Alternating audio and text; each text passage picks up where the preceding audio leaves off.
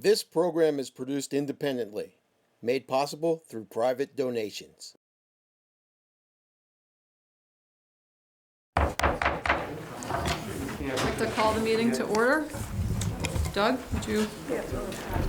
All requirements of the Open Public Meetings Act are met for this meeting of the Wmrhsd Regional High School District Board of Education. Notice was sent to the Morris County Clerk, the clerks of municipalities comprising the regional district, the Observer Tribune, the Daily Record, and the Star Ledger. Notice was also posted in the district's administration building, Westmore Central High School, Westmore High School, and on the Westmore's regional website. Cool. Thanks. Wmrhsd. Here. Jamie Button. Present. Forster. Here. Joseph Goliath. Here. James Johnson. Here. David Wilmore. Here. Ed Meyer. Here. Wmrhsd. Here. Becky Graham. Here. Brendan Billick. And Brian Riccardi. Here. We do have quorum. Thank you. Could we all rise and say the Pledge of Allegiance? I pledge allegiance United States of America, and to the republic for which it stands, one nation, under God, indivisible, with liberty and justice for all. Joe and Jamie, I think you got mixed up. I suggest you might change your nameplates. Thanks. I'm as appalled as you are, Jamie. Could I have a motion to approve the minutes from our regular meeting on January 9th? So moved. Thank you, Joe. Second? Second. Tom? Discussion? Is it necessary to include that the motions to close the question required a second and a vote? Didn't we determine that? I'm sorry. What are you referring to? When we called the question on the... Wait, let me just get there. Which was that, the 9th? Yeah, January 9th, under Business Ops number 8, Mr. Johnston called the question. Do we need to reflect that that actually required a second and a vote to call the question? Mary's checking it out.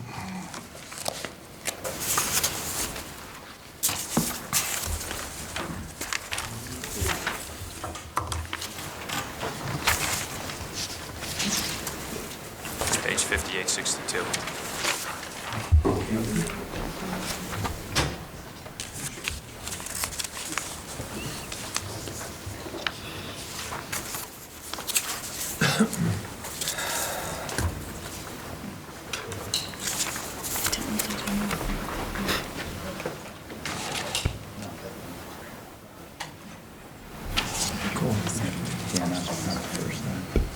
Just check it.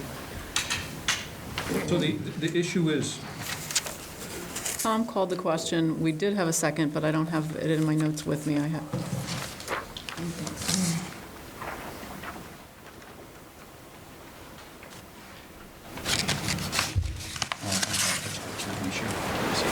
You do need a second for calling a question. That's accurate. And we did have one, but I don't recall who it was.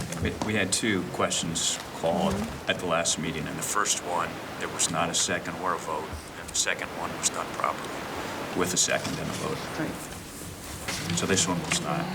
so this, you're saying this one does not have a second Right. on the call for the question? Right. And which one And did? so the question was not called on the one that was done incorrectly, but I don't have it with me right now. You want to hold on the minutes until we clarify this? Yeah, sure. If you had called with that ahead of time, we could have clarified it before we got here. Marcia? Okay, there are two, it's new business under Mr. Wmrhsd called the question on the test pro resolution. And that one actually had the second, it was done properly. We looked at the little cheat sheet. Right. Second.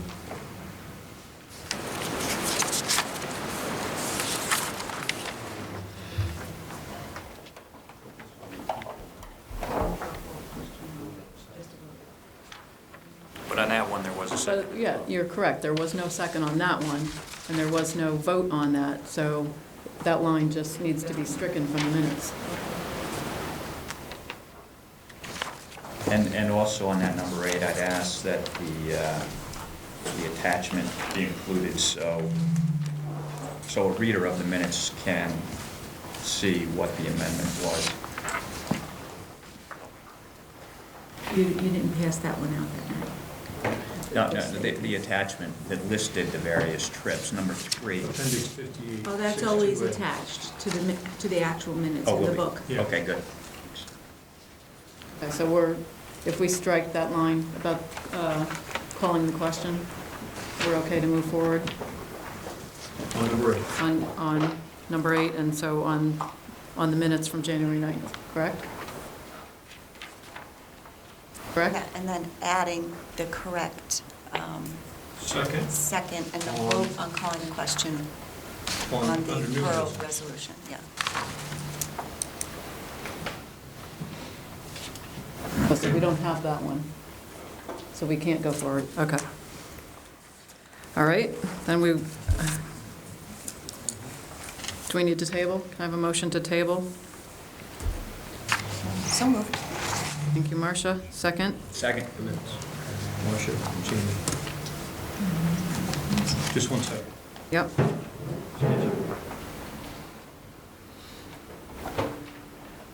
You want to table? We're taking, And it's a Jamie motion. said.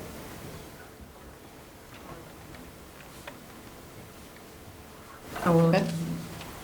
Sorry. Any discussion? Any other discussion on, or any discussion on tabling? Sorry. No discussion? A vote on tabling the motion? All in favor? Aye. Aye. Opposed? Any abstentions? Can I have a motion to approve the minutes from the January 23rd special meeting? So moved. Second. Thank you, John. Thank you, Jackie. Discussion? Yeah, I have a correction on the second page, which is page 5865. The second item down at the bottom under work session topics. The second line of that should read, instead of what it says now, advises that it is not illegal to do so, should read, does not advise that it is illegal to do so. In addition, instead of no second, the motion dies. The motion was withdrawn by unanimous consent after all board members agreed. And Mary, if you want the language, I have it here. Thank you. I don't recall that. I recalled that you said what Mary had written, and I also believe, as far as there was no second, so the motion died, there was no vote taken on consent to not seconding the motion, so I believe that the wording is proper. But it is not, because, Well, we as can- I'm sure Doug... We can all vote on that. Are we still in discussion? Yes, we are. Okay, it is not correct, as Doug can attest, after all the board members agreed to seek counsel, legal counsel, it was withdrawn unanimously. No, I didn't vote to withdraw the motion. There was not a vote, it was just unanimous consent. I was here, and I was not part of that discussion, so would be difficult for you to characterize that as unanimous consent. Doug, what's your recollection on that? Well, I'm looking at my notes here, and what's in the minutes is what I had written down that evening, as what was stated as the motion, was to make copies to distribute for board, if our board attorney tells us that it's okay to that distribution is not illegal. Hey, Mary, do you want to read mine again, or should I? One last time, this is the way it should read. The motion by Mr. Button to send copies of candidates' resumes to the board if the board attorney does not advise that it is illegal to do so, was the motion that I made. Well, that will be up to the board to decide if they are in favor of amending those minutes or not. Is there any other discussion on that? Are we talking about the language of his motion right now, skipping the no second, the motion dies? Is that? No, what the whole, discussion is? it's all pertains to the same motion, so.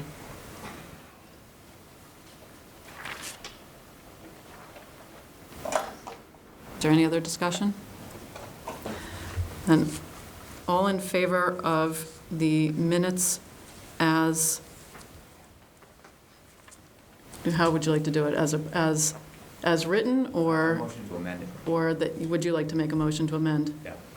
Okay. Then why don't you do that, and we'll do it that way. You want me to read it again? Yes, please.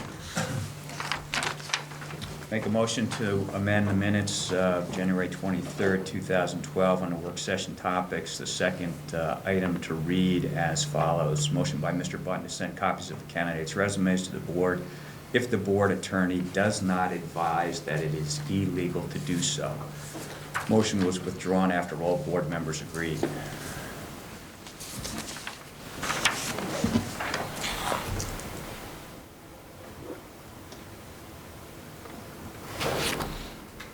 So if I heard you right, Mr. Button, what's missing is if the board attorney does not advise that it is not, That it is illegal. that it is illegal. Okay.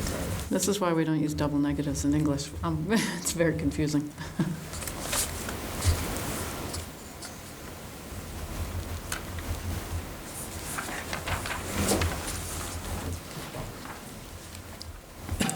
All right, so is there a second to Mr. Button's motion? I'll second it. Okay. Discussion on the amendment. All in favor of the amendment to the January 23rd minutes? Aye. Opposed? I'm opposed. Abstentions? Okay, I have 5 board members who didn't answer, so obviously we're confused. If you're against it, what do you say? If you vote yes, you're in favor of the amendment to the minutes. If you vote no, you're opposed to just the amendment for the minutes. And if you abstain, you are undecided on just the amendment. Then we will go back and vote on the minutes Thank you. as either amended, if the amendment passes, or as they are written. Yes, Bear with me, please. okay. Jamie. Motion by Mr. Button to send copies of the candidates' resumes to the board if the board attorney does not advise that it is illegal to do so. That's right. My vote will be to amend the minutes, Okay. to accept that amendment. But this also includes that the motion was withdrawn. How was that worded? After Motion was withdrawn after all board members agreed. all board members agreed, so that's a part of this as well. It's amending the language and that all board members agreed to the motion to be withdrawn. Didn't we agree to hear our attorney's view is what we agreed upon? Whatever he was to say, we were going upon it. That's what we Right. agreed upon. That's what we Right. agreed upon. Yeah. So I'm all right with the first sentence, but I'm not sure where we go from there. This is under the Di Battisto is only 30 days, it is nonsense to go. Amendment. So back to the motion to amend. It's you get both pieces together. It's the change in wording and that the motion was withdrawn after all board members agreed. I'm going back to all in favor because we were in the middle of taking a vote until it became clear that, Could we have it read People one more weren't time, the clear. entire amendment? Motion by Mr. Button to send copies of the candidates' resumes to the board if the board attorney does not advise that it is illegal to do so. Motion was withdrawn after all board members agreed. is everybody clear? I'm clear on what we're voting on. Okay. I guess so. If you want to go back to discussion, yes. Just the thing I would add is that withdrawing was very casual. I mean, that whole discussion was not, a strict interpretation of Robert's rules. So, I think whether you remember saying it, everyone was just like, well, yeah, just drop that. So Well, you may have been, but I wasn't, so, there was no second. And that was an accurate, I think, personally, I think that the fact that there was no second is a more accurate depiction of what happened in the meeting than saying that the motion was withdrawn. That's my recollection. Does anyone normally remember every word, exact word of the motion we made? I don't. No, I rely on our secretary to keep minutes. And Doug, your recollection is what is as written currently? Yes. Thank you. Did anyone else take specific notes, that specific? I don't have them with me. I don't have them with me. Which, again, it would have been helpful if you had called ahead of time so that we could have looked into this, but instead of sitting here scratching our heads. Is there any other discussion? What are we actually voting on right now? We are voting on just the amendment to change what is written in the minutes. All in favor of the amendment? Aye. We already voted, right? Opposed? Aye. I'm opposed. No. Opposed. Any abstentions? Okay, so seven opposed, 2 in favor. Amendment fails. Back to the minutes from the January 23rd meeting. Is there any other discussion other than that? All in favor of the minutes as written on January 23rd? Aye. Aye. Opposed? No. Any abstention? Marcia, were you? Aye, sorry. You were in favor of the minutes? Okay. Okay, thank you. Now, work session.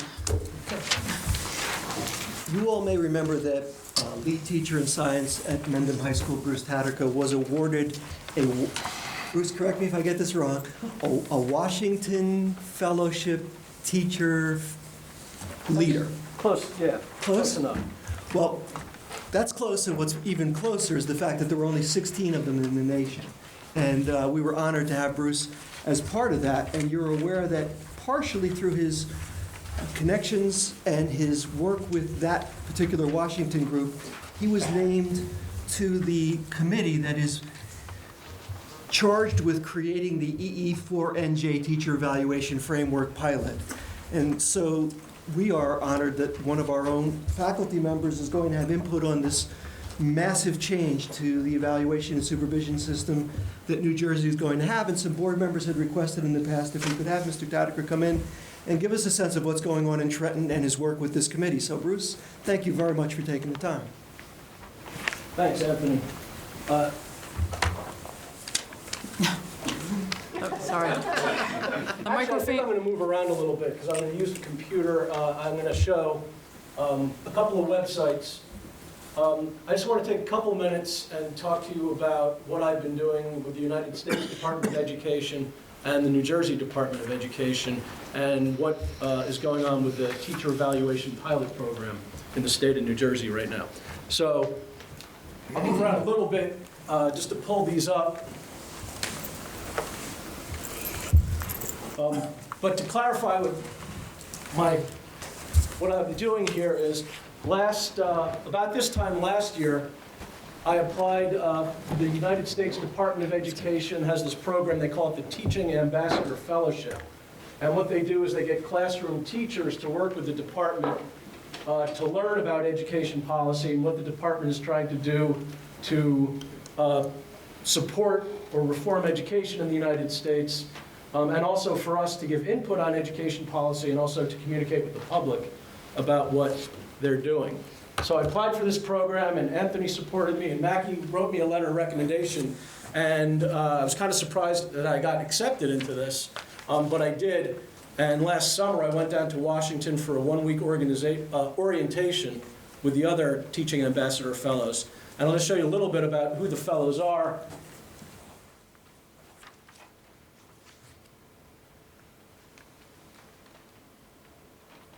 So there's 16 of us. 5 are actually, they've left the classroom for a year. and they're working full-time in Washington, D.C., working hand-in-hand with Department of Education officials. And they're from all over the country, New York, New Mexico, Maryland, and Boston.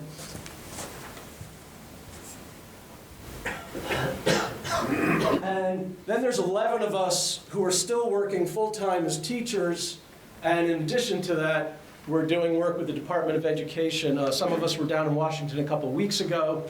We do work regionally and locally on education policy, and we've all kind of found our little niches of different kind of education policy we want to get into. And they're from Wisconsin and Texas and South Carolina and Washington State, Boston, also New York. I also wanted to mention there's one other teacher from New Jersey. She's working full-time in Washington. Marion Woods-Murphy, she was the New Jersey Teacher of the Year a couple years ago. She teaches Spanish at Northern Highlands. So it's a pretty good group. We've gotten together a couple times. We talk on the phone a lot. And what happened was, since I was working with the United States Department of Education, when the New Jersey Department of Education set up its pilot, teacher evaluation pilot committee, they wanted to get some teachers on that committee. So because I was doing this work with Washington, they asked me to be on their pilot committee.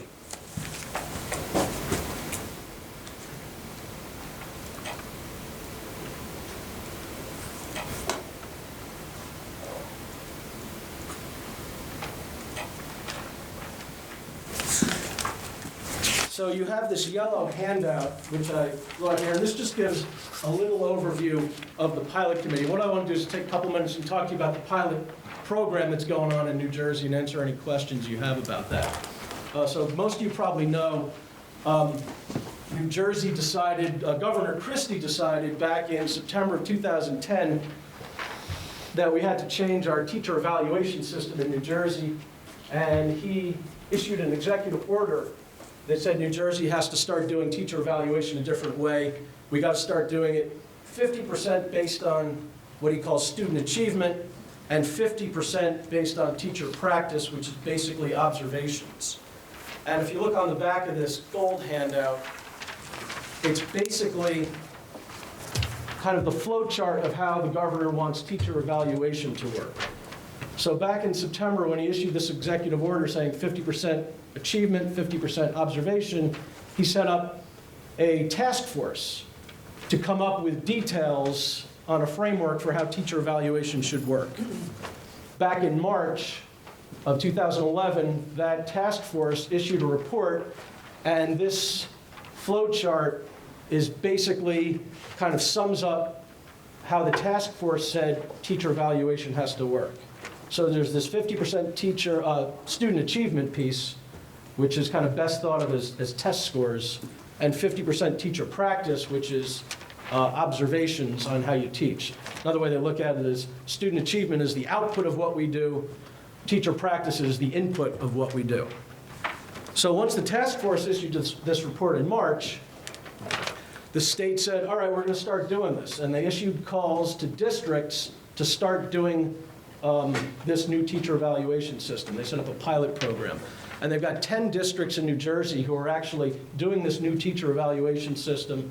And they also have 19 of the school improvement grant districts, the ones that are getting a lot of federal money. So there's 29 districts in the state that are working on this new teacher evaluation system. So while they're piloting this new teacher evaluation system, they set up this committee to basically work with the pilot districts, watch what's happening, and try to work towards the official teacher evaluation system that New Jersey is going to be using. So I've been going down to Trenton every month to meet with the Evaluation Pilot Advisory Committee. And every meeting we have some national experts come in and talk to us about teacher evaluation. We hear from the pilot districts about what's going on, and then we break up into committees to try to solve some of the challenges that go along with teacher evaluation. So that's what I've been doing on a monthly basis, working on that. I've been talking to teachers in our school, talking to people in Washington as to how the state is actually going to do teacher evaluation. So what I'm going to do now is just show you a timeline of where it's going, and then answer any questions you have about it. I don't want to get too into the details here about how it works.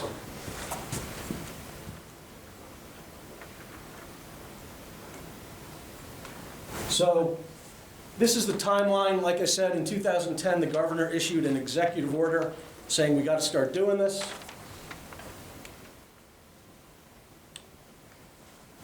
He said 50% student achievement, 50% teacher practice. The task force came out with its report with this diagram back in March. This year, we're doing the evaluation pilot program, and the evaluation pilot advisory committee is working with the pilot districts. That's what I'm doing. And now, the Department of Education in New Jersey just came out with its official timeline as to what's going to happen, and this is a little bit different here. You know about the No Child Left Behind law, and that very soon all schools in the country are going to have to achieve 100% proficiency of all students, which is completely impossible. So when the NCLB 100% proficiency requirement kicks in, school districts will be in violation of the law and have to do all kinds of measures. So what the Obama administration wanted to do was change the No Child Left Behind law. And some Republicans in Congress were working on a version of changing the NCLB law. Obama was working on it, but of course Congress isn't getting anything done. So what the Department of Education decided to do was for the United States Department of Education just to issue waivers, which means we're not going to wait for Congress to act. We're going to change the law ourselves, basically. So New Jersey applied for a waiver from the No Child Left Behind law, and one of the conditions was that New Jersey had to set up this teacher evaluation program. And in their waiver application, New Jersey had to make time commitments on when they would have this teacher evaluation program up and running. So this is the latest official word from New Jersey. They told the Federal Department of Education that as of January 2012, they would be issuing guidelines on how districts would be doing teacher evaluation. So they got one more day to get that done. Those aren't out yet. They said next school year, they're going to try a more expansive pilot program where every school district in the country, in the state, is going to have to pilot the new evaluation program in at least one school. And then next year, the year after that, 2013, 2014, they would roll out the pilot program statewide. And at that point, at the end of 2014, every teacher in New Jersey in public schools would end up with their numerical score based on the pilot, the new evaluation program. So that's kind of where we are right now with these timelines. The student achievement piece is really hard because it's really hard to attribute student test scores to how good a teacher is. That's pretty well documented. And the other thing is that just most subjects don't have tests. There's only tests for math and English grades 4 to 8, really. And then the third challenge in this is, what's the third? The third challenge in this is the data management part of it. And when you're putting numbers on teachers and students with the test scores, you need some pretty elaborate data management. I know a lot of people have seen the Department of Education's video on how they calculate these student growth percentages. It's very technical, requires a lot of data and a lot of linkage, and so that's a really difficult piece. That's kind of where we are right now. I'm going to continue on working on this through June, and if you have any questions, I'm happy to answer them. Marcia? I know that before you were a teacher, you were in the business world. So do you think that your background has informed you on this committee to perhaps look at it a different way? Or what do you bring to this committee that perhaps is so unique? Well, I think that's probably one of the reasons I maybe was selected for this, because I do have another background. And I think it does give me a different perspective. I'm looking for this. You know, I worked in the business world. I worked as a lawyer. And one thing you know when you come into the classroom is that teaching and schools are very, very different from the business world. And a lot of these evaluation reform efforts are geared towards bringing some business models into the education world And I think that's one of the reasons this is proving difficult, because that doesn't always translate that easily.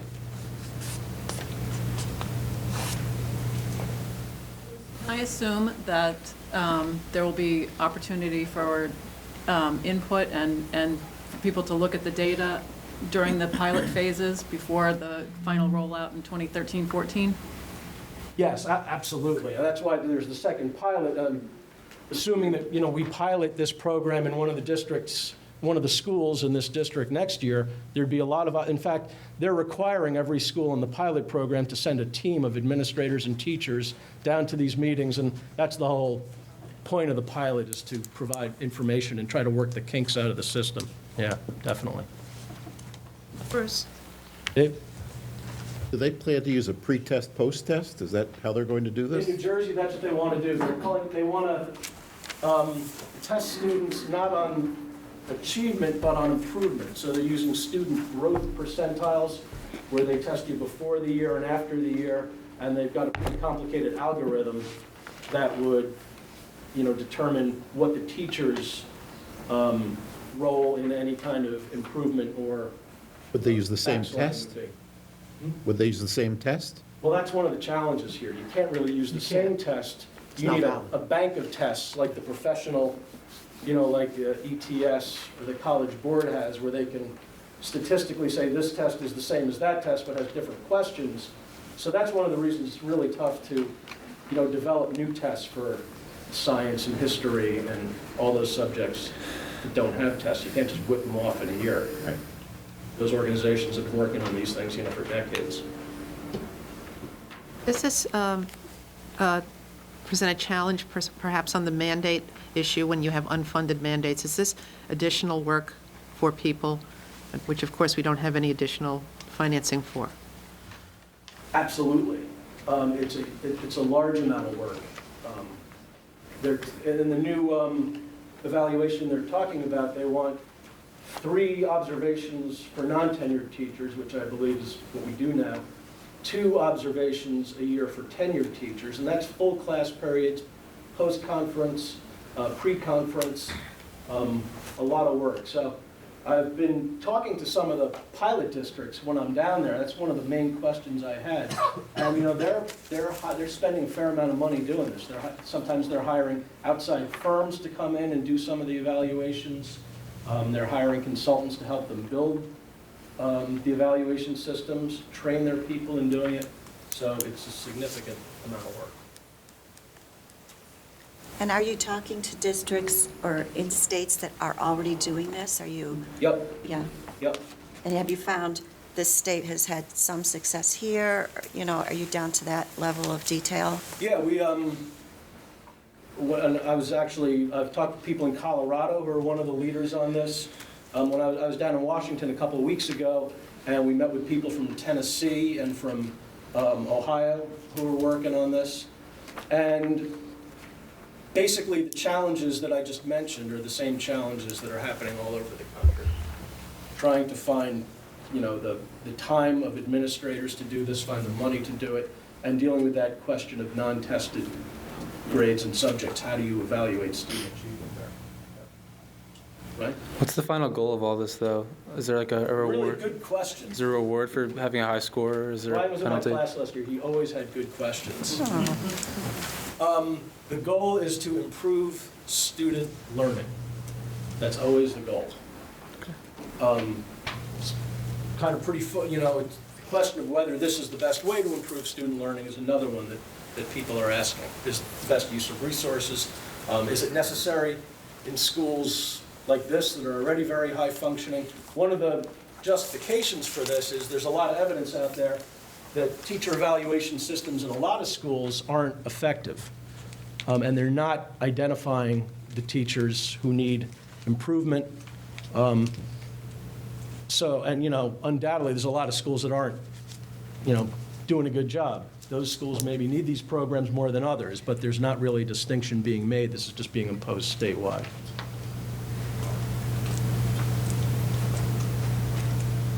Any other questions? Jim? Has there been any talk of exemptions for districts such as ourselves that are performing? No talk about exemptions. There's a lot of flexibility that's going to be provided to districts. So a district that already has a good system in place Might be able to keep it. will be able to apply and to the department say, here's our system, and they'll say, okay, that system's fine, but maybe, you have to start doing a little more with tenured faculty or something like that. But they're being very flexible on what evaluation model you can use. There's a lot of different models out there, Charlotte Danielson and some other ones, by different education experts. So they're letting people do what they want. Are you getting any input or from your own staff here at the school?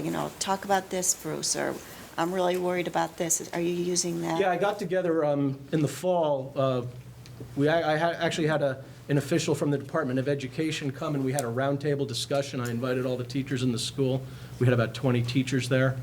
And I'm talking all the time with teachers in school about it, yeah. And I've even polled my students about what they think, what the role of students should be in this process. So I'm trying to get input wherever I can.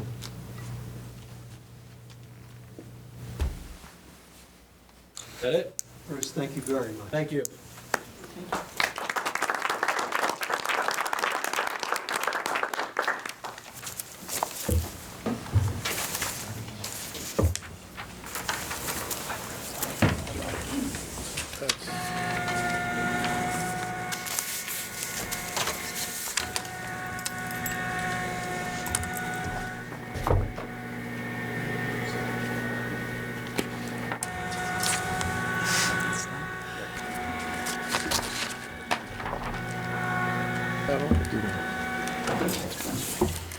Okay, I'd like to open to the public at this time. If anybody has any questions or comments, please state your name and town.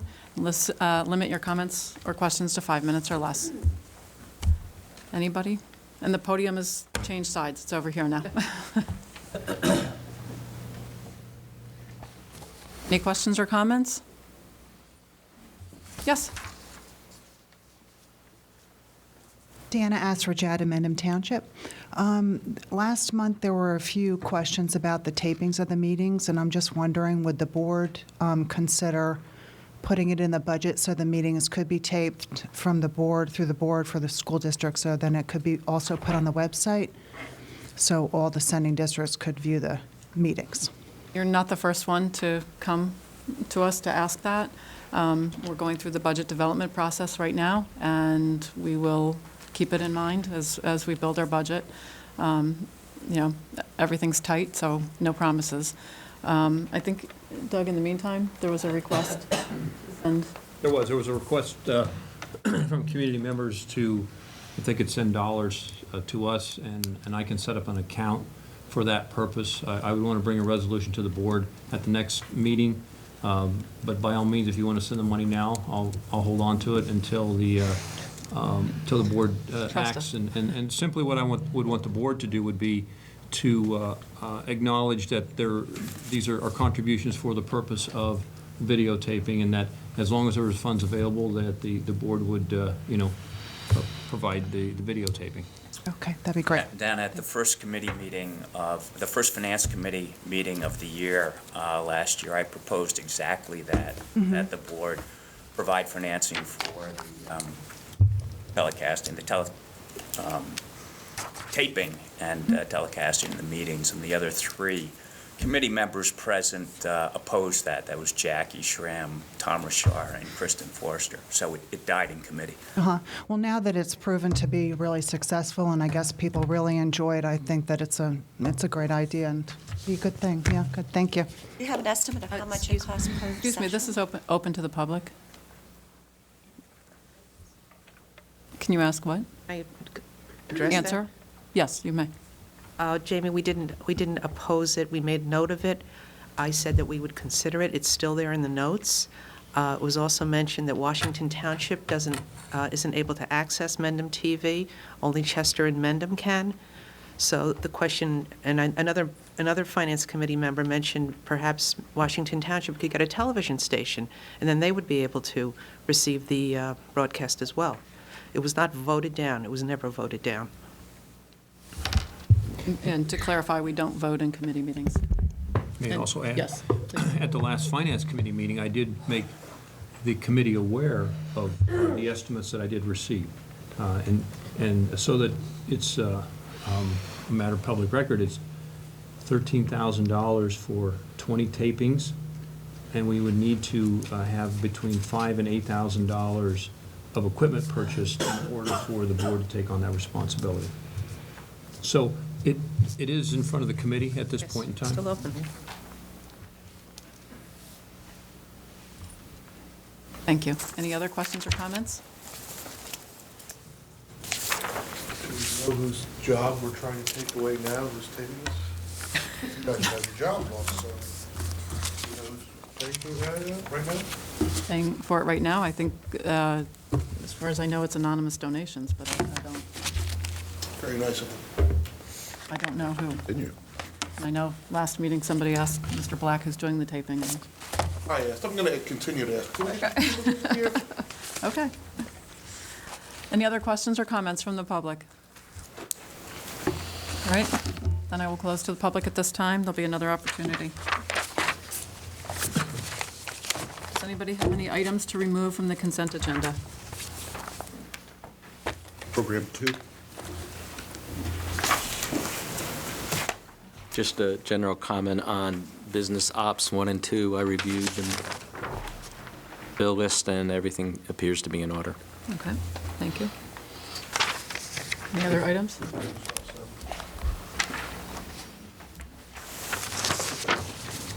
Okay, anything else? Program 1.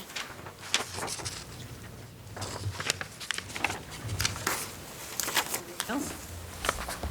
Good.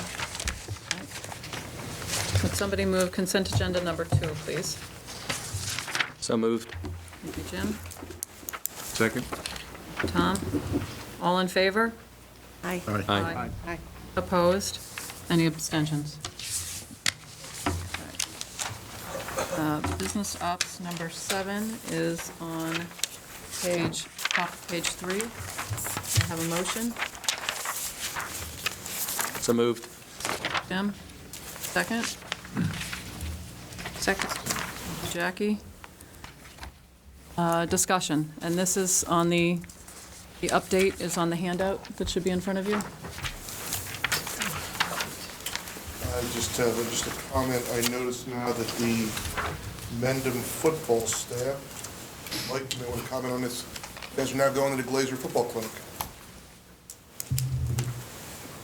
Maybe you didn't know.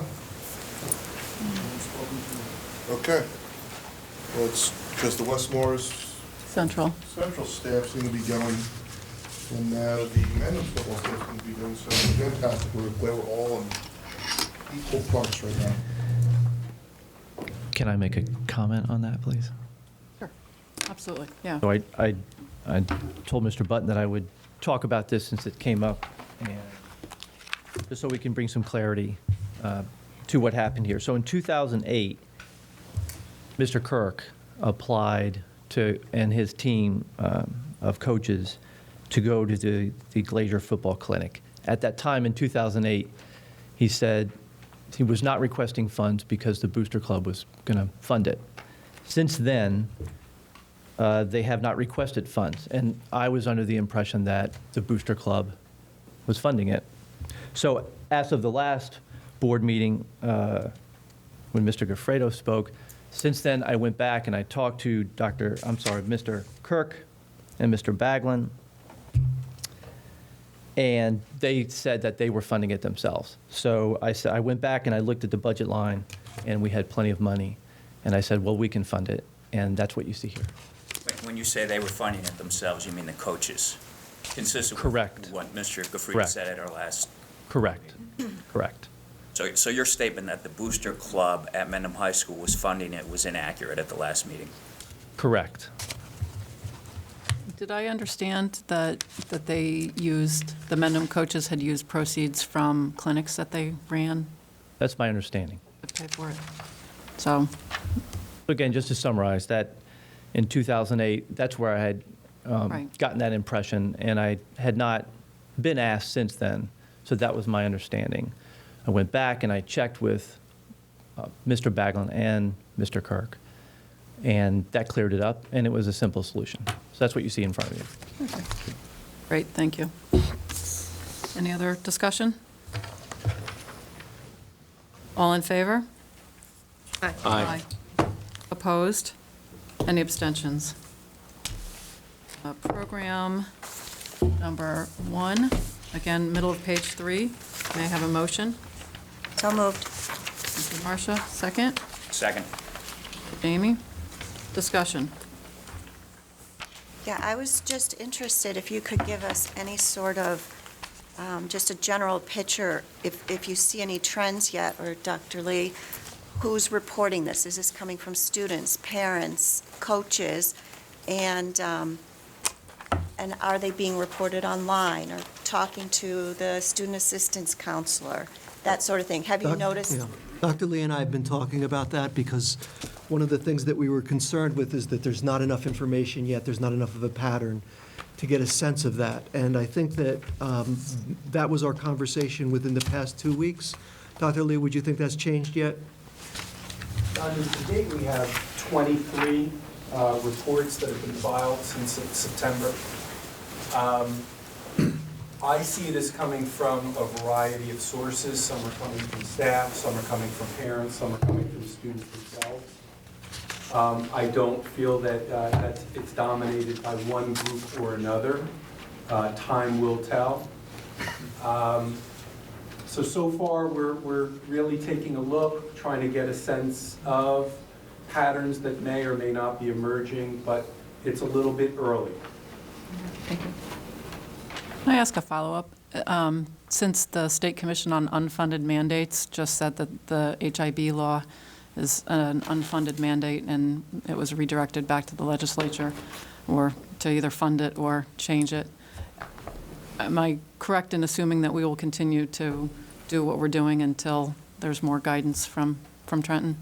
Correct. I mean, at this point, that was a ruling by the panel, but we're going to proceed as we have been all year until we're advised by the state that there's something else that we should be doing, or that funds are coming. Or that they're going to pay for it. We'll turn blue holding our breaths. Yeah, don't hold your breath on that. Yeah, I'm not. So, okay, thank you.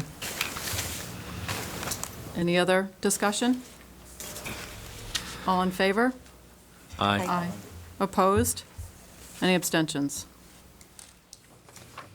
Program number 2, again on page 3, may I have a motion? Move. Dave, thank you. Second? Second. Jackie, discussion. I brought this one up. I was just a little bit concerned that for a trip with 64 students, that there are 2 teachers going. I understand there are 4 other chaperones, but the teachers are the ones with the primary responsibility. It just seems awfully light to have that few teachers with 64 kids being responsible for them. I can tell you that in my memory, it's about what it's been in the past in terms of number of teachers and number of chaperones from the parents' organization and the music boosters. If you would like me to return to them and see if they could find other teacher chaperones, I could do that. It just, in my mind, it just seems like it's not a great, as far as professional staff, not a lot of supervision. Are those teachers both teachers at Mendham High School? No. Tim Beadle is a teacher at Mendham High School. Nancy Quam has a stipended position in one of the band fronts. It's one teacher. One teacher. Dave, this trip has been going on for many, many years. Anthony, are you aware whether there's ever been a problem with the supervision of kids on this trip? I'm aware of one. Was that due to insufficient chaperones, or? No. No. It was a different issue. There's a lot of years of tradition with this trip, I think, staffed about the way it's been proposed right here. Just because, I mean, this isn't a Mendham Central thing. This is just a matter of a school trip where the kids are taking an 18-hour bus ride and going to Florida, and there's only 2 staff members. Right. No, my only point That's is my concern. they've been doing it for many, many years with the same staffing and haven't had a problem other than. Well, having been on several school trips where there was trouble, I never felt we had enough supervision. But, whatever the standard procedure is, I just wanted to bring it up. I can have a conversation I with certainly them hope that there are no incidents. Any other discussion? All in favor? Aye. Aye. Opposed? Any abstentions? That's it for the consent agenda. Old business? Jackie, would you like to do the Finance Committee report? Sure.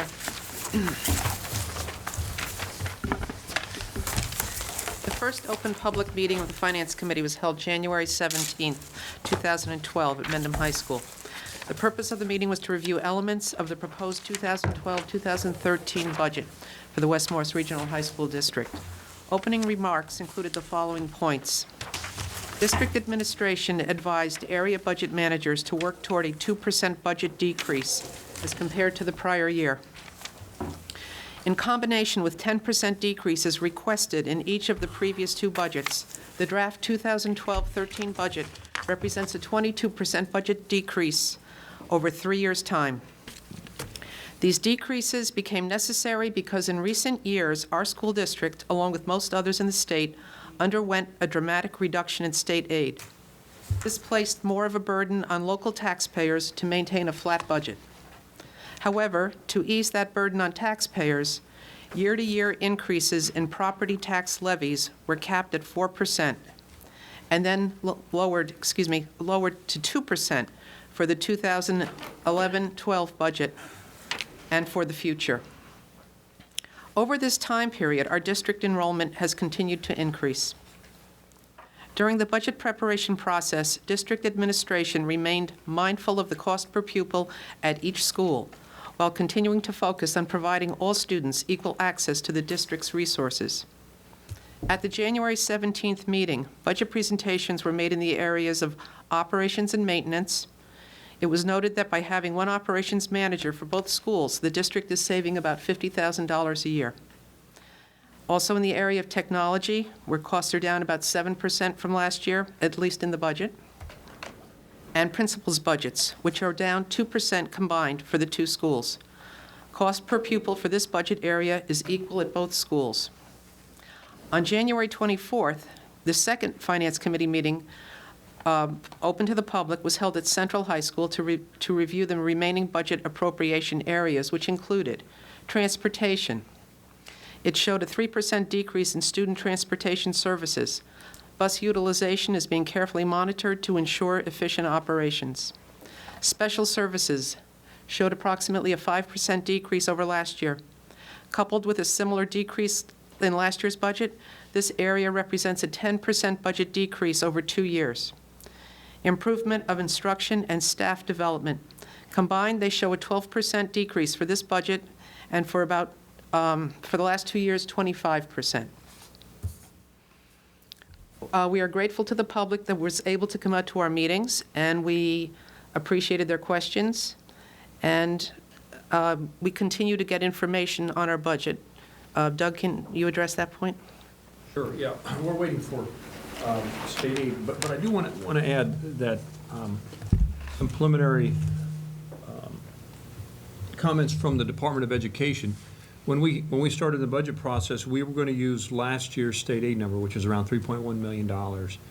Since then, again, the Department of Education, I saw at my professional association meeting, we had some of the folks from the finance department there, indicated that we could utilize the base. If you recall, we got approximately $450,000 more in state aid last July, that we could utilize that as a part of our base as well. That has helped us significantly with what we were trying to do as far as stay within the 2% cap. So we'll wait for February 22nd, which is when I believe the governor will tell us, if there's going to be any aid beyond that. And there's a few just small items that I'm still waiting for to come in as far as estimates of what next year's budget would be in the area of benefits. But beyond that, that's really what I have to contribute right now. Okay. I have a question for you.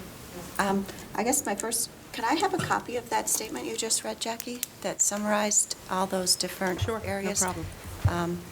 And my second question is I know one of our board goals is to reduce class size, so how is the Finance Committee addressing that goal? The administration would be addressing that goal, I hope.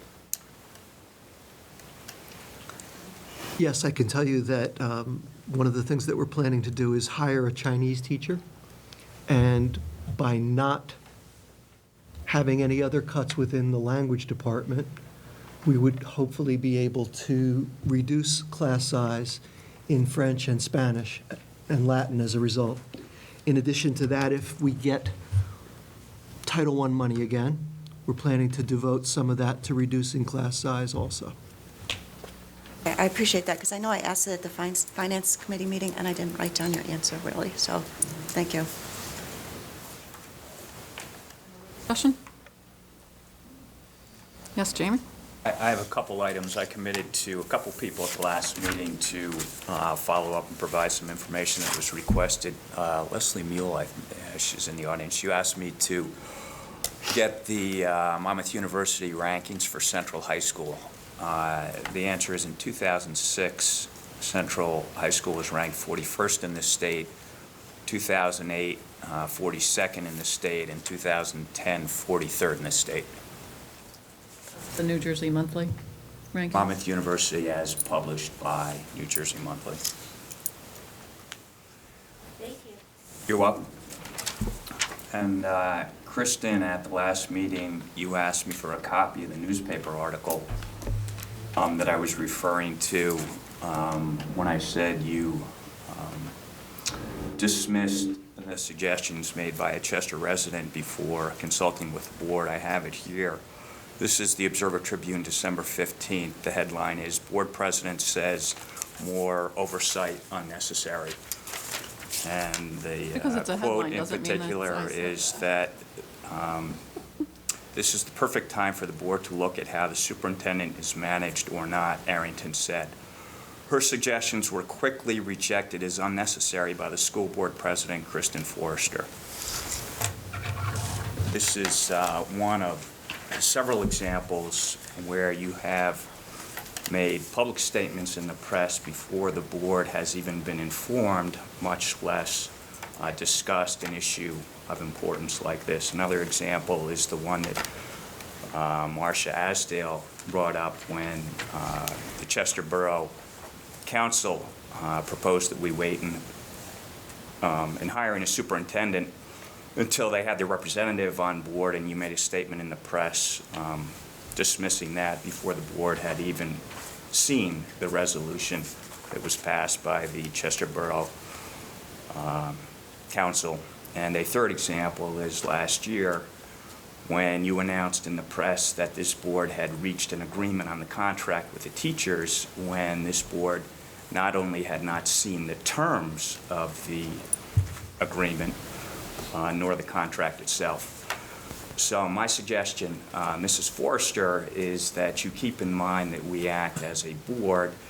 You are the moderator of the meeting, and you do not run the district independent of the other board members. No, you're absolutely right. I don't. I really, at this point, I can't go back to a year and a half ago to respond to some of those, but I do know the Chester Borough resolution that that I was responding to a question about an article in the paper. I hadn't seen it either, so, and I made that clear. What was printed in the paper didn't have everything that I said, but it had the gist of my personal feeling about that resolution. As far as Ms. Arrington's letter, I was going on advice of the attorney, of our attorney, who I had sent the letter to, and I believe that we might have just gotten a response back today, so I haven't had a chance to look at that. But when was that, 2 months ago, when Ms. Arrington sent the letter, those are all policy issues that she was describing, and we have policy. So if the policy already exists that the board has approved, then there's really not anything additional that we can do. But because there were specific allegations that she made, I sent it to the board attorney, and I believe that he just responded, Doug, today. Yeah, do you want me to elaborate? Certainly, please. he hasn't put this in writing, he gave it to me verbally. The points that were made in the letter indicated that most of them were either policy or contractual with the superintendent. And he said that what's really at the core of what the board needs to do is to establish an updated job description for the position of superintendent. The one that we have on the books right now, I believe was dated 1981 or something like that. I believe the policy manual that is soon to be brought to the board will have a revised job description in it for the superintendent. Is that correct? It's actually in that document already for, the board to review. So we're making progress in that sense, and that, he kind of pushed back and said, this is really, all these items that are on here are noble to look at, but they really are board-related as opposed to going to an outside source to do the review. So it comes back to the board policy, and then contract negotiations with your superintendent is the feedback that we got. So my reference was that to whatever it was that you said I said in the paper was to hiring an outside consultant. I didn't think that was necessary because it had already been directed to our board attorney. Her suggestions referring to Arrington were quickly rejected as unnecessary by the school board president, Kristen Forrester. If you don't like the way that Bob writes, given then what- you need to take it up with Bob, not me. This isn't the I like the forum way for that. Bob writes. Okay, well, Doug just said that the attorney advised that a number of these are in the area of board policy. Should our policy committee consider the suggestions in Mrs. Arrington's letter that are not legal category? I think things like job descriptions are included. They're being updated. Do you see the job description in there, Dave? I'm No, not sure I I did not. did. Because that was an easy one to tackle. I don't believe the actual job description is in our policy manual. I believe it is. The new Maybe one not in the is. existing, but in the new. The new 2131, I believe, is a policy number. New one, it And I wouldn't be don't in your have it current at home. binder, I Jamie. have it at home, Right. so the new You have the manual. old- Jamie, You don't you have have the the new old book. one, you wouldn't have the new one. It's the new. I would just double check that. I don't think I remembered seeing it, but Doug, did our attorney make his recommendations in a letter, or was it just by No, phone? it was with verbal. you? I spoke to him on the phone regarding the letter, and he did not put it into writing. Okay, so if I can play back, summarize what I think you said, is that the job description should be rewritten with legal advice, and the rest should be considered by the board as policy changes. Is that right? He didn't say legal advice.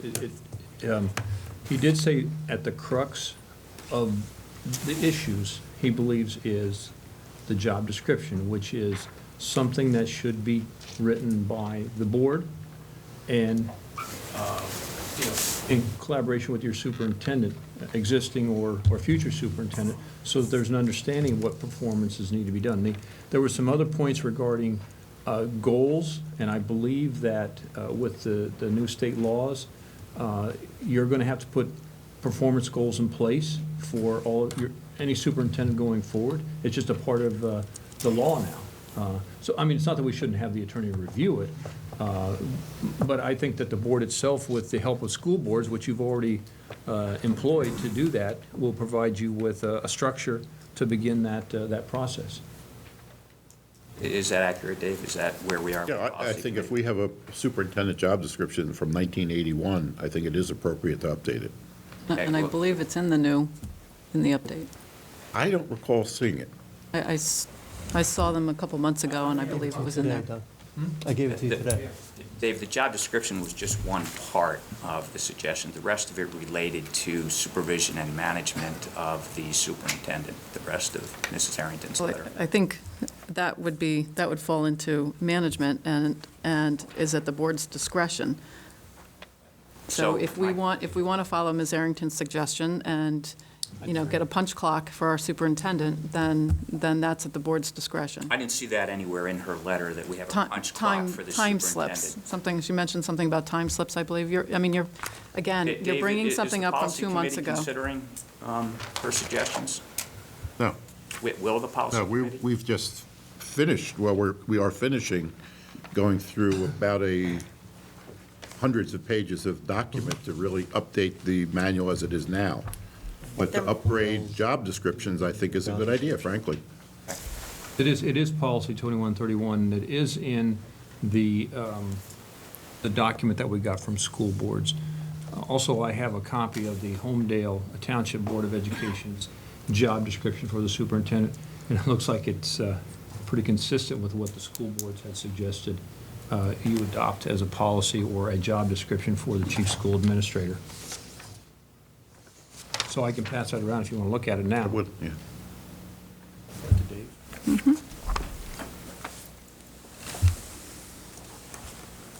Is that it for old business? Okay. New business. Everybody has a sheet from the Division, or the Department of Community Affairs, and I believe last week we all received information from Chris Surf, from the Commissioner of Education, about the November elections. The DOE, the DCA,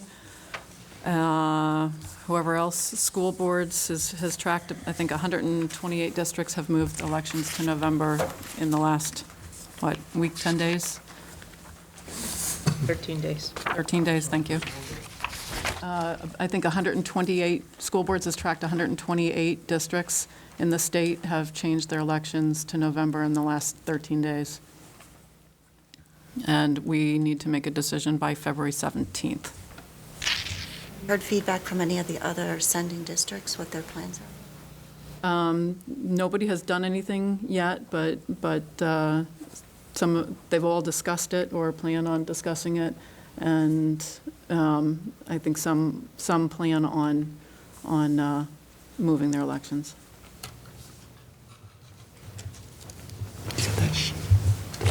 Just to clarify, the initial information was that us as a limited purpose regional district would not be allowed to move to November unless all the districts did. I think. Changed. That's not Yeah, changed. that was the That's not the initial case. communication, I believe, even in the podcast Jackie and I listened to. But since then, they've amended it. clarified. They've clarified that. the limited purpose regional districts can move independently of their sending districts. Right, and we also received a letter from Russ, from our board attorney, clarifying that also. Kristen? Yes, Jackie?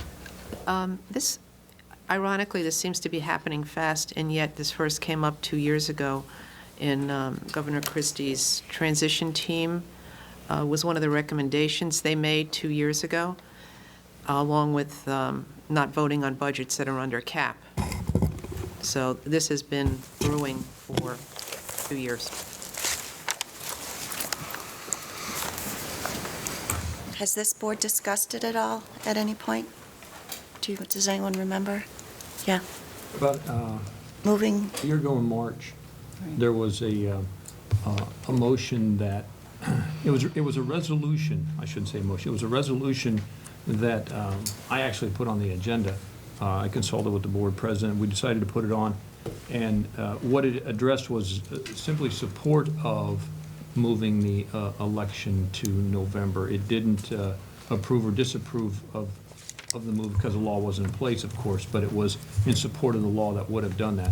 What the board did at that time was it was tabled, and so no action was taken at that point in time. My recollection, I was a little bit different. Of course, when you look at the minutes, my recollection of that resolution was not that it was about moving the election, but it was about not having taxpayers vote on the budget. And the board tabled that.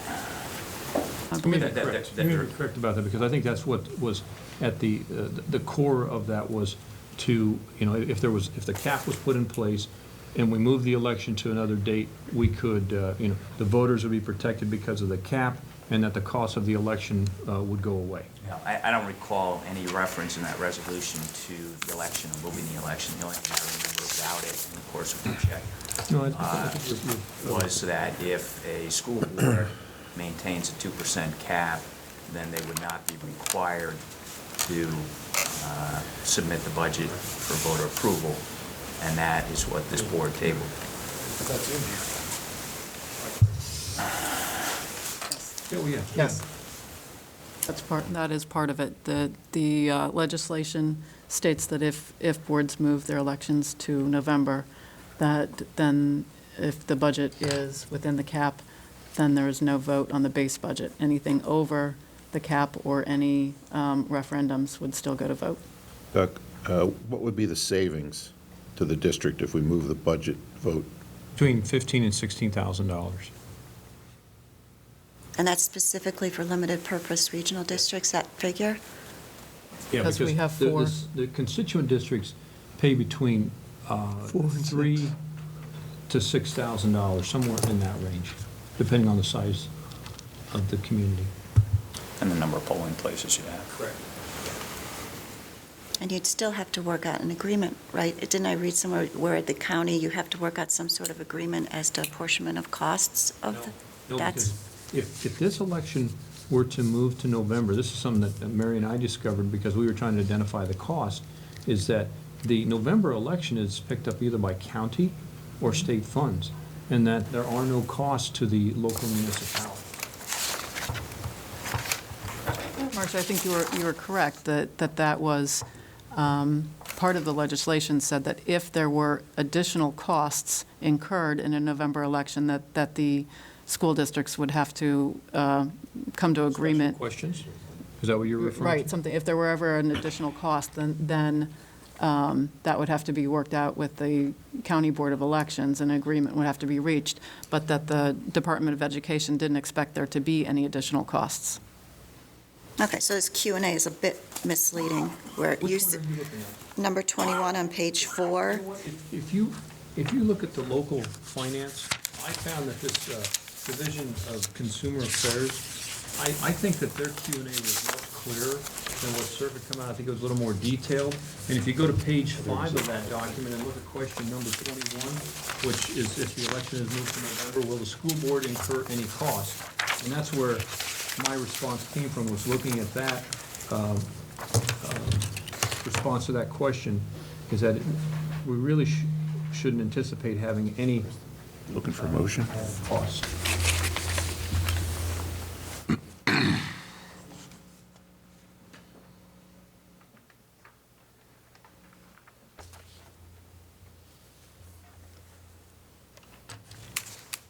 So I think some of the pros and cons that other districts have discussed are, obviously, the cost savings, and for us, it's greater than it would be for any of our constituents. But greater voter participation. We have about 12% voter participation in April elections.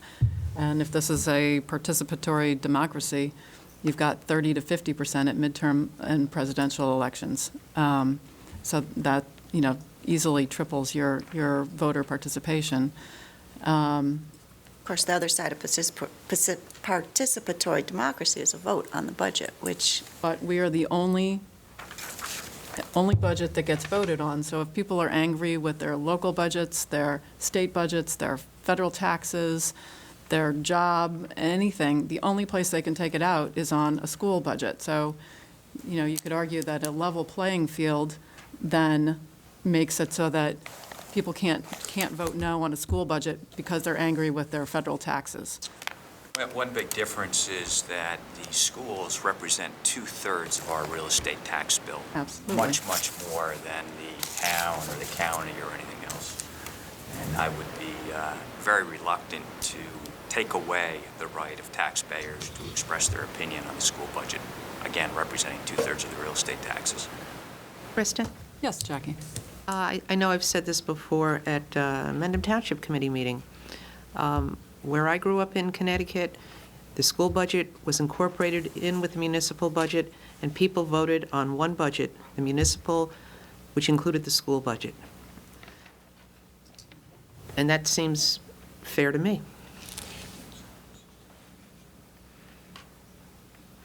And I would agree, but until such time as the legislature decides to give the vote to everybody, the one thing that I don't like is people taking out their anger on other circumstances on the schools.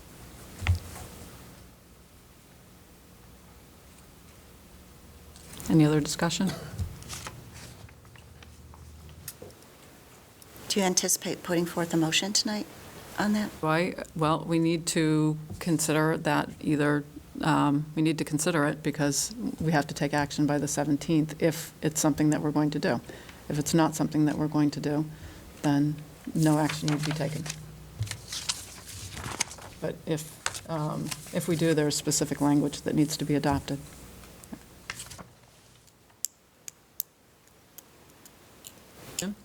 I'd like to make a motion to move the school board elections as just passed by state law and signed by Governor Christie in November.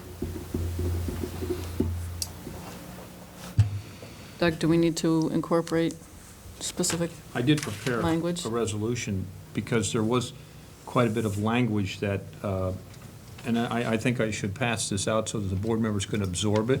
Okay. And I also have copies for the public to look at as well. So to avoid the confusion that we had in the last meeting, we've got a motion outstanding. Yeah, I want to withdraw mine because it sounds like we have a more official document coming out. Okay, thanks.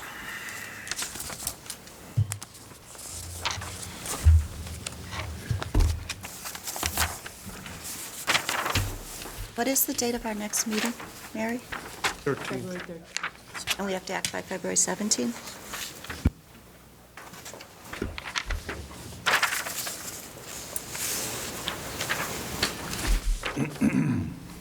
There's not enough minutes for that.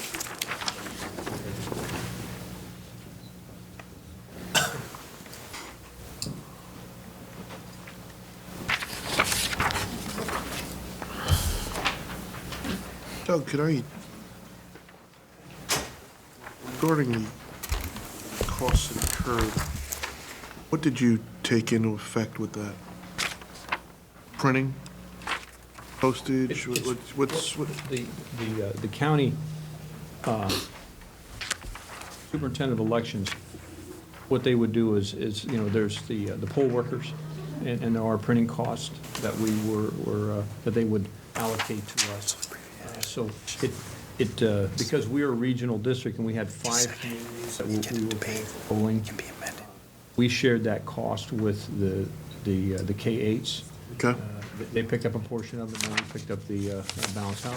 However, the county superintendent of elections allocated those costs as well, responsibility. But some labor, voting machines, Right.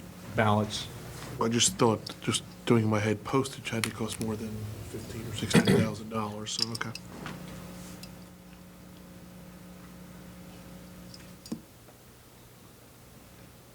And Right, we just, share those costs with the local K-8s. K-8s. Right. just a point of order so we don't get into the proper procedure again. Here, where it says, if your purpose is to cancel a previous action, so you're, in Jim's case, he's rescinding that motion. There was no action because there was no second. The action was that Jim made a motion. An action requires a motion to be on the table. Okay.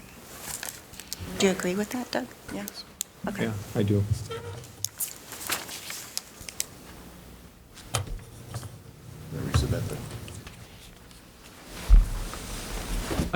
Marcia, just so you know, I did mention that to our attorney. I asked the question about the necessity of a second, and he indicated that just a practical matter, if someone makes a motion, there needs to be a second in order for it to even move forward. Right, I think my point wasn't that there shouldn't be a second, but that the person who was seconding it didn't need to be recorded in the minutes. Like, you didn't have to keep track of who gave the second. That, I mean, obviously, yeah, you need a second. I don't think I don't that think was. I'd want to do that, Yeah, we do. not keep track. We keep track of And then that I for just every- remember I was saying, I found it in Robert's Rules of Orders. They say you don't, you know, the person who makes the second is not recorded in the minutes. So that was my only aside comment to you.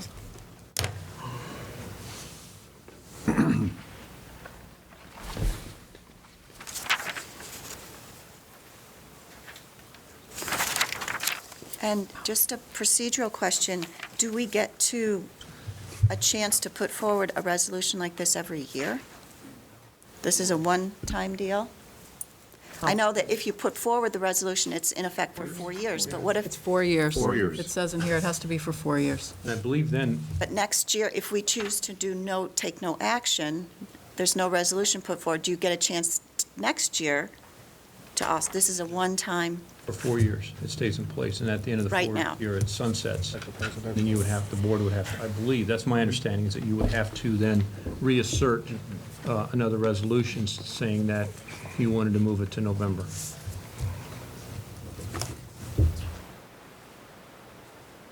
Doug, correct me if I'm wrong, but another ramification of passing a resolution like this is that it adds 8 months onto the term of all sitting board members. Is that right? That's correct. From April until January. For that reason, and the second reason of taking away the taxpayers' right to vote on the budget, I'm adamantly opposed to this motion. I think it's outrageous. How do you feel it takes away the taxpayers' right to Because that's what it says. That's what the law says. If we're underneath the 2% cap, then, and you move it to November, there's no vote on the budget. the law actually says the cap, it doesn't specify a certain number, so it's just whatever the cap is year to year, 2, a half, 0, 10, If they 7. move the cap, right, that's very correct. Yeah. And I was in the audience, I remember last time when this was discussed, I didn't remember the exact wording of it, but I still maintain that I would not be in favor of giving up a right to vote. I mean, I'll wave the flag and pass out apple pie. I mean, I just think that that is going backwards. I would like more votes on more things. And, of course, this board could say, well, 2% cap, we're responsible, we can craft a budget, we listen to our constituents, but this is one board. You've constrained the board for 4 years, you've constrained the public for 4 years. I would not be happy if I was in the public having this taken away. It's a significant portion of the municipal budget, as Mr. Button said, and I think taxpayers still should have that modicum of input to the board as to what they want that budget to reflect. And, let it lead to a different tax formula. I mean, go different routes than taking away a vote. I wouldn't support it. I'm wondering why the governor's transition team did and why the governor signed the bill then. The governor's law that he passed gives the district the option to do it. And they encouraged it. I've not heard Governor Christie The transition encourage. team encouraged it. It was one of their 25 recommendations to the Sheriff governor. is encouraging it. Constable, who's acting commissioner of the Department of Community Affairs, is encouraging it. I Right think here. probably we could assume that the reason they're not requiring it from each district is because each district differs, and they're leaving it up to the district to decide whether it's appropriate for their district. Roughly 10 districts a day for the last 13 days have gone in favor of changing the And election. excuse- I'm sorry. When we have the April vote, is it Chester Borough or both Chesters, Jim? Do you recall? They usually come out with about a 10% voter participation rate. It's the lowest one in our district.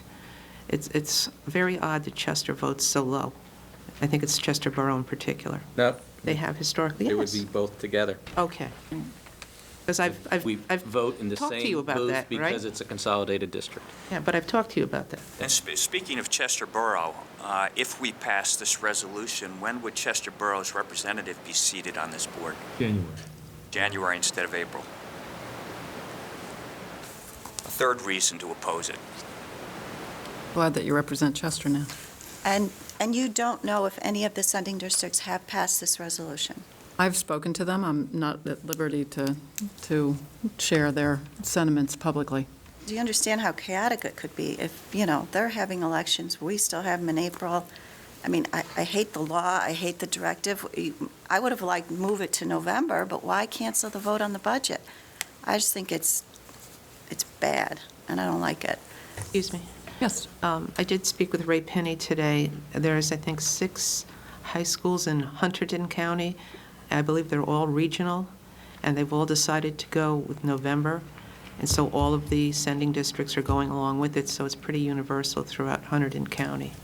I understand I might be, It's a heavy regional district. Yes, Jim? I'd like to make a motion that the board adopt the following resolution, number 1, as written on the pink sheet that was passed out. Second? Dave? Discussion? Which we've been doing. Yeah, I'm going to make a motion to table it. Much like you moved, Jim, to table taxpayers' right to vote on the funding formula last April.